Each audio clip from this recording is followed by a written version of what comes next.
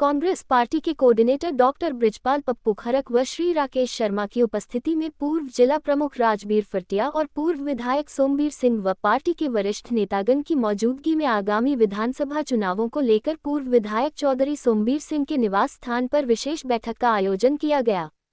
इस बैठक में आगामी चुनावी रणनीति पर विचार किया गया, जिसमें पार्टी की नीतियों को घर घर तक पहुंचाने, युवाओं और किसानों को केंद्र में रखते हुए जनहितकारी योजनाओं को आगे बढ़ाने पर बल दिया गया। दोनों नेताओं ने क्षेत्र की जनता से संवाद स्थापित करने और आगामी विधानसभा चुनाव को लेकर कांग्रेस पार्टी को विजय बनाने लिए सक्रिय भागीदारी का आह्वान किया। इसी दौरान आगामी विधानसभा चुनाव तक हरियाणा मांगे हिसाब के मुद्दों पर चर्चा की। हरियाणा मांगे हिसाब के मुद्दों को हर जन तक पहुंचाने को लेकर रणनीति तैयार की। राजबीर फटिया ने कहा कि उनकी प्राथमिकता क्षेत्र का समग्र विकास है। सोमवीर सिंह ने भी जोर दिया कि यह चुनाव क्षेत्र की दिशा और दशा को बदलने के लिए महत्वपूर्ण है और हर व्यक्ति की भागीदारी आवश्यक है। सभी नेताओं ने एकजुटता का संदेश दिया और चुनाव में पार्टी की जीत सुनिश्चित करने के लिए पूर्ण समर्थन का आह्वान किया। इस बैठक में उपस्थित सभी नेतागण, जिसमें भाई राजबीर फटिया, पूर्व विधायक चौधरी सोमवीर सिंह, शीशराम मेचू, नरेंद्र राज गागड़वास, रतनपाल पहाड़ी, कर्ण सिंह श्योरान गोठड़ा, प्रदीप मंडोली, नरेंद्र कुमार, वीरेंद्र कुमार की मौजूदगी में इस बैठक में आगामी चुनाव हेतु अनेक चर्चाएं हुई। लोग कोऑर्डिनेटर चुनावों को लेकर के मीटिंग लिए सभी उम्मीदवार के लिए जिन्होंने अप्लाई किया है, तो मीटिंग में क्या रहा, क्या आगे रणनीति रहेगी कांग्रेस की? लोहारू कॉन्स्टिट्यूंसी के लिए कोऑर्डिनेटर बृजपाल, डॉक्टर बृजपाल हैं, उनको लगाए और उनके सहायक कोऑर्डिनेटर अपने यूथ कांग्रेस के शर्मा जी थे, वो आए थे। यहाँ पर उन्होंने जिम्मेदारी लगाई है, सभी उम्मीदवारों से बातचीत की है और पार्टी के प्रोग्रामों के बारे में जिक्र किया है कि भी गांव-गांव में जाएं और उनको पब्लिक के अंदर सामने बताएं ज़्यादा से ज़्यादा। और जिस तरह से कांग्रेस पार्टी का पीछे स्टेट लेवल का प्रोग्राम था वहाँ पर सोनीपत के अंदर, उसके अंदर 15 पॉइंट्स रखे गए थे जो बीजेपी सरकार से हिसाब मांगने के लिए हरियाणा के लोग मांगते हैं हिसाब। ये प्रोग्राम दीपेंद्र हुड्डा एक कॉन्स्टिट्यूंसी के अंदर जा रहे हैं। अब तक मेरे विचार में करीब 35 कॉन्स्टिट्यूंसी के अंदर प्रोग्राम हो चुके हैं। अब ये चुनाव डिक्लेयर हो गया, तो इसमें कब तक करेंगे ये मुझे सही नहीं कह सकता, लेकिन लोगों में बड़ा उत्साह है, बड़े चाव के साथ लोग मिलते हैं। कांग्रेस पार्टी की जो प्रोग्राम है उनके बारे में जो हमने वायदे कर रखे हैं, घोषणा पत्र हमारा अब डिक्लेयर करेगी गीता बुक्कल इसके अध्यक्ष है। और लेकिन उससे पहले कुछ 10-15 बातें ऐसी हैं जो कि हम पब्लिकली भूपेंद्र सिंह हुड्डा जी, उदयवान जी डिक्लेयर कर चुके हैं, भाई ये काम तो हम करेंगे। जैसे 6,000 रुपये बुढ़ापा पेंशन, विकलांग विधवा पेंशन है, नौजवान बच्चों के लिए रोज़गार जिस तरह इस सरकार ने ख़त्म कर रखे हैं, कौशल रोज़गार के नाम से ये कोई नौकरी नहीं है। इसी तरह कांग्रेस पार्टी ने फैसला किया भाई हमारी सरकार आएगी तो करीब 2 लाख नौकरियां हैं जो परमानेंट नौकरियां हैं, उनको हम भरेंगे और उन पे परमानेंट नौकरी लगाएंगे। स्कूलों का बुरा हाल कर रखे है, अस्पतालों का बुरा हाल है, वहाँ पर कर्मचारी नहीं है, उनके अंदर सुधार करेंगे। किसानों को MSP के लिए पीछे 13 महीने तक लोग धरने पर बैठे रहते, गारंटी चाहते थे, लेकिन आज तक बीजेपी सरकार ने गारंटी दी।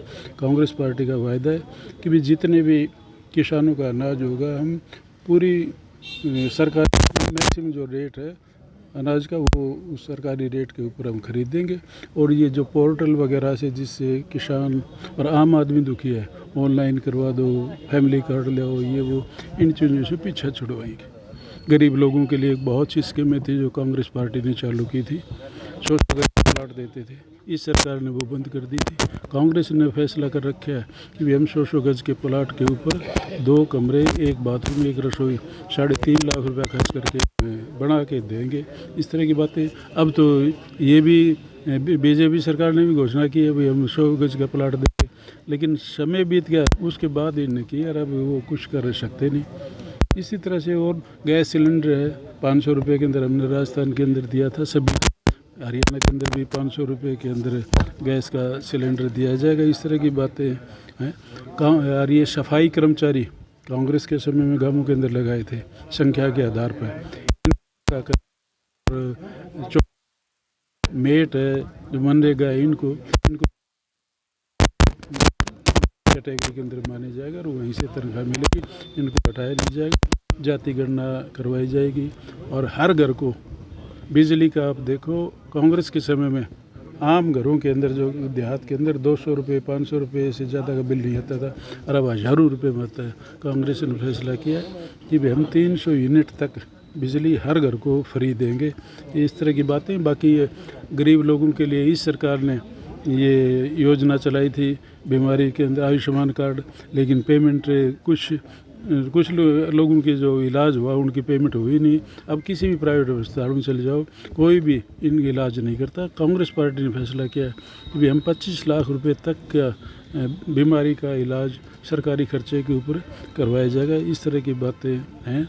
और रही क्रीमी लेयर की बात, हरियाणा के अंदर क्रीमी लेयर 6 लाख रुपए की कंडीशन थी, बीजेपी सरकार ने उसको 6 लाख किया। कांग्रेस ने घोषणा कर रखी है पहले से ही कि भाई हम 10 लाख रुपया तक क्रीमी लेयर माना जाएगा। इस तरह की स्कीमें हैं। और खिलाड़ियों के लिए पद लाओ और पद पाओ की स्कीम कांग्रेस पार्टी की थी, इस सरकार ने वो बंद की थी। 3% का खिलाड़ियों का कोटा होता है वो बंद किया। कांग्रेस की सरकार आएगी तो दोबारा से खिलाड़ियों को प्रोत्साहन दिया जाएगा। आज देहात के अंदर आप जाओ, पहले बच्चे भाग दौड़ करते थे, एक्सरसाइज करते थे, मिलिट्री में लगने की कोशिश होती थी, बच्चे बड़ी भाग दौड़ एक्सरसाइज करते थे, उनमें का बुरी आदतों से बचते थे। लेकिन इन लोगों ने उसको भी अग्निवीर का दर्जा देकर उसको नाश कर दिया। आज बच्चों में नशे की आदत बढ़ती जा रही है, बच्चे बिगड़ते जा रहे हैं। कांग्रेस की सरकार आएगी तो हम इस नशे के ऊपर कंट्रोल करेंगे ताकि बच्चों का भविष्य सुधर सके। इस तरह की कांग्रेस की घोषणा हो गई। लोहारू हल्के में प्रचार की क्या रूपरेखा रहेगी? जहाँ तक प्रचार की बात है, आप चुनाव तो अब 2 दिन से घोषणा हुई है।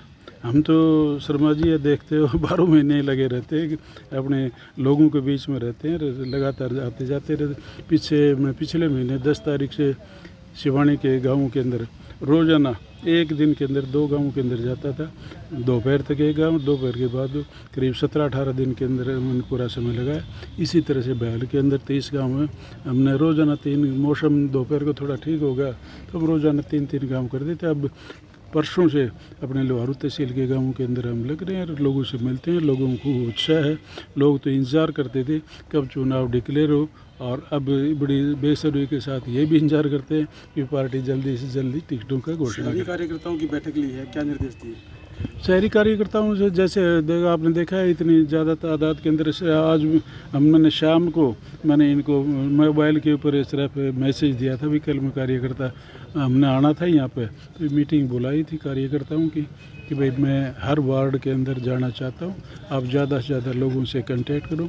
और जो साथी नए हमारे साथ जुड़ सकते हैं, ख़ास तौर से जो जेजेपी और लोकदल का वोट बैंक होता था वो पार्लियामेंट के चुनाव आपने देखा बिल्कुल ख़त्म हो चुका है और वो ज़्यादातर कांग्रेस पार्टी के साथ जुड़ा है। हमारी कोशिश है उन लोगों के साथ